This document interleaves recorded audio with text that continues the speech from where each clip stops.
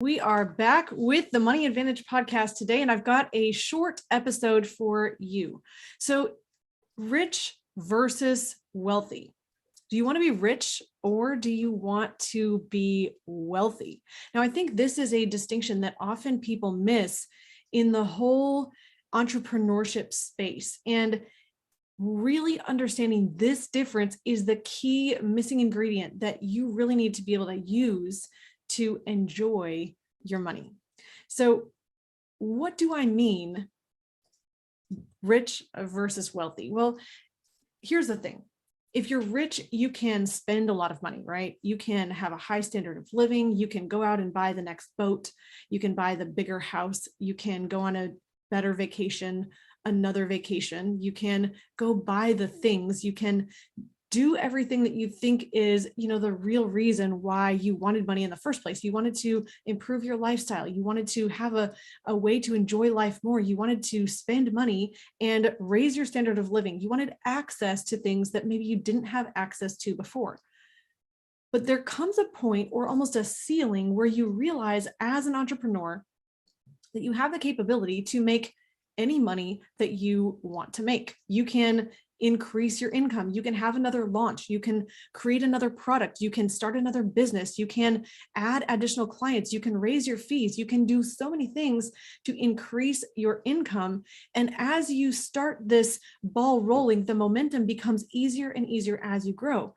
But there's something that you begin to realize that if you make this money and you spend the money, there's still something more. There's something missing. There's this part of you that realizes that, well, you can buy all the things, but what then? What next?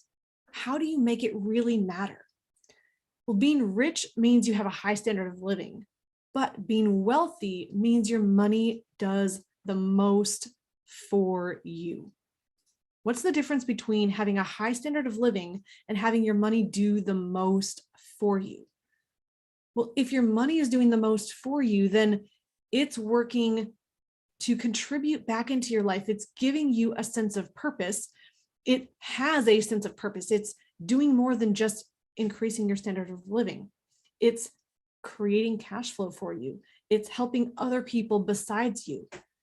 But really, entrepreneurs know that if they have this money, it should be doing more. And just consuming leaves us feeling empty. I mean, there's really only so much we can purchase, right? There's only so much money that we can put into a house. There's only so much that we can pay for to fill that void of what we thought we were looking for. Then we realized that money wasn't really the answer. It was this meaning, this purpose, this identity, this feeling that we're ultimately trying to create. So if you're really good at making money, you can often mask this feeling of not being satisfied or thinking my money should be doing more. What is that more? What is it? What does that look like? How can I increase my fulfillment? How can I improve other people's lives with this money in a way that really matters to me and really brings that significance? So making more money can help you outrun a problem. It can mask this feeling, and going and making more money can seem like a shortcut answer, but it's really just that. It's a shortcut.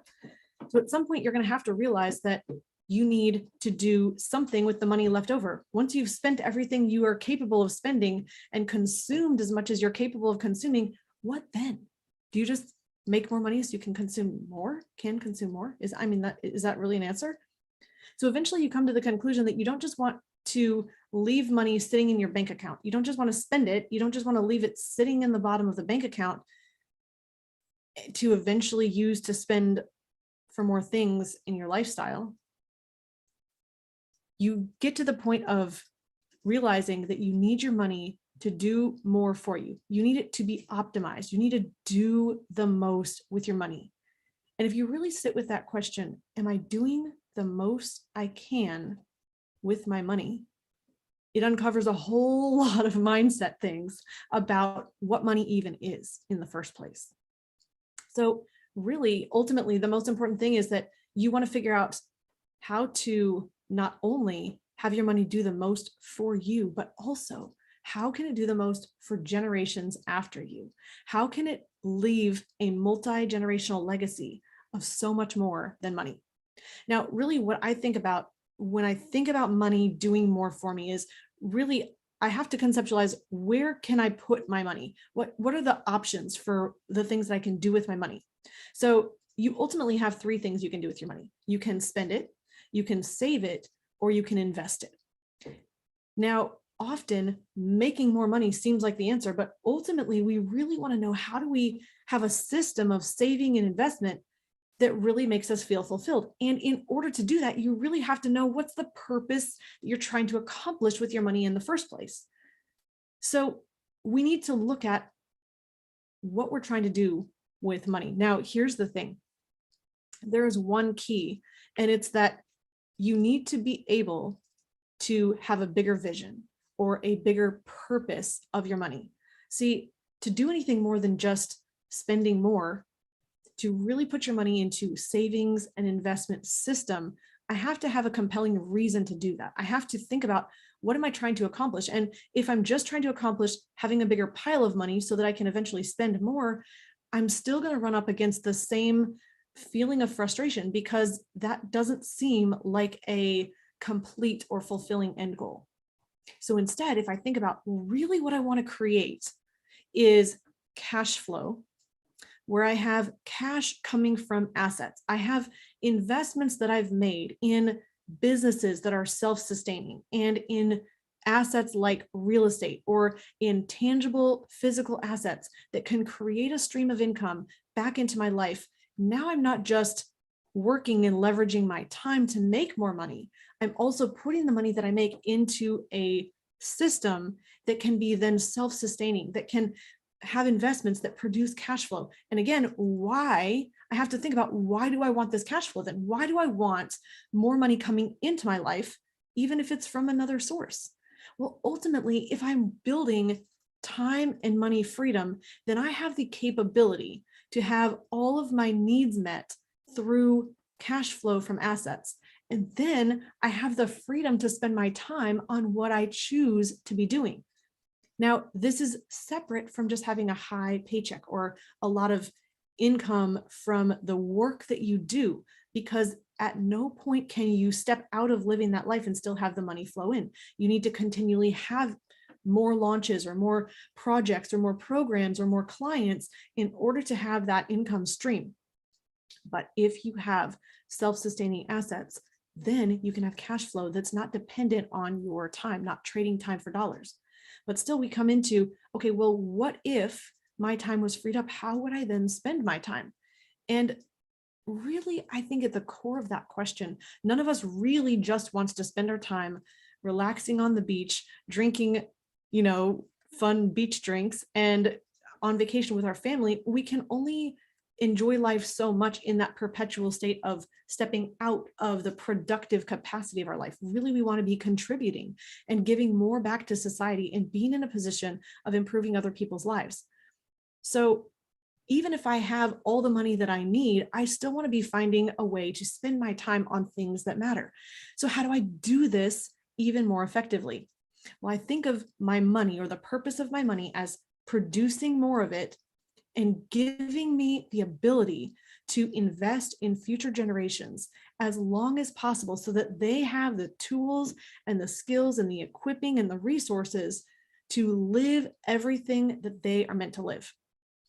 So this means having access to opportunities that increase their education, that increase their relationships, that increase their skill set and their wisdom and their knowledge and their hands-on abilities, so that they can then do more. So if I can think about using my money to contribute to the flourishing of my children and my children's children and my children's children's children, then I'm thinking about a generational legacy. And I'm thinking not just about, how do I get millions or thousands of dollars to those individuals, but how do I use that money to be a catalyst for training them in stewardship and responsibility, so that they can also have a money system that helps them to create true sustainable wealth. Because here's the thing, wealth means your money is doing the most possible, not just for you, but for generations past you. That means you're thinking about a legacy. That means you're thinking about generations ahead into the future. What are they going to be capable of because of the money that you are creating and managing well today? How are your investments creating a legacy for them to have capital, but not just to have cash, but to have the understanding of how to use it well to make it do the most for them and for their children as well? So as I come back to this whole idea that making money can make you rich, but managing your money well and having a system for financial management is really what can make you truly wealthy. And that system has to be a lot more than just spending money or consuming. It has to think a lot more about your generations ahead, your kids and your grandkids, than just as consumers. Because if we think about them as consumers, then well, we want to give them money so they can spend it to enjoy life. But really, I want so much more than that. I want to make sure that there is this bank or this catalyst, this pool of capital, this war chest or this warehouse of money, these reserves available for future generations to access so that they can maximize their potential.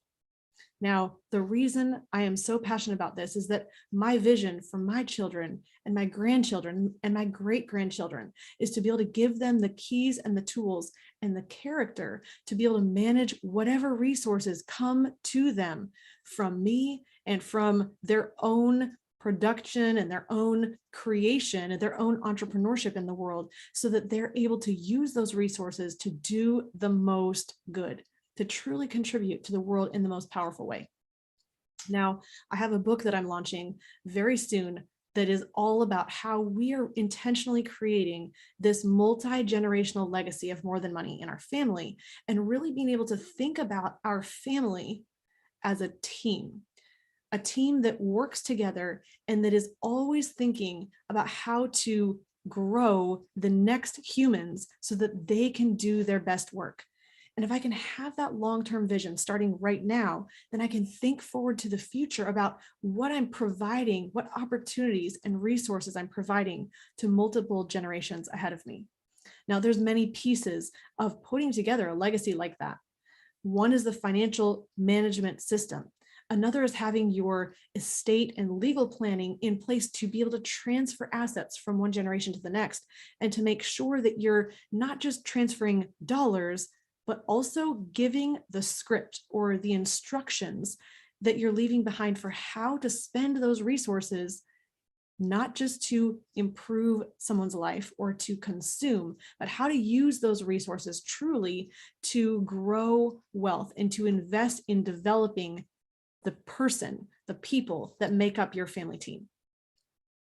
And finally, you can't just have the money, not even just a money system and a legal instruction system. You also need to have the guidance that puts the weight into all of this. You need a family guidance system. This is really sitting down and spelling out what matters most to you. This is your mission, your family vision, your values, your ideals, really what it means to be walking in your A game, really giving the most of who you are and truly being who you're called to be. Now, these are things that we all have greater capacity for than we're living right now. And so what I want to encourage you to do is I would love to invite you to find out more about the book as it's getting ready to launch. You can come over to themoneyadvantage.com and sign up on any of our email lists, download anything on our website, or ask for an appointment, and you'll automatically be put into our system to know and be able to find out when the book launches and when the coaching programs and consulting and tools are available that will help you operationalize this. I also want to invite you, if you're interested in finding out more, I am creating right now a group coaching opportunity specifically just for influencers. This is for authors, speakers, coaches, investors, entrepreneurs, people who are really creating something in the world today, who have that income and who are in a position of saying, I love my family and I want to do the most for my children. I want to really think differently about my money. I want to think longer term. I want to think about how can I develop my children and their children and their children? How can I create wealth that keeps on giving every generation and keeps growing not shrinking, not dissipating, not corrupting, but growing and empowering each generation. This is a group coaching opportunity, and I would love to tell you more if you're interested in helping your family to really craft a family guidance system that will help you create a multi-generational legacy of much more than money. Please email me at hello@themoneyadvantage.com, and I can send you some more information about group coaching for your multi-generational legacy. So thank you so much for joining me today. This episode is just me, and we'll be releasing this shortly. I'm looking forward to hearing your thoughts and questions about the purpose of your money and really how to create the difference for you between rich and living wealthy. In closing, remember, success leaves clues. So model the successful few, not the crowd, and build a life and business you love.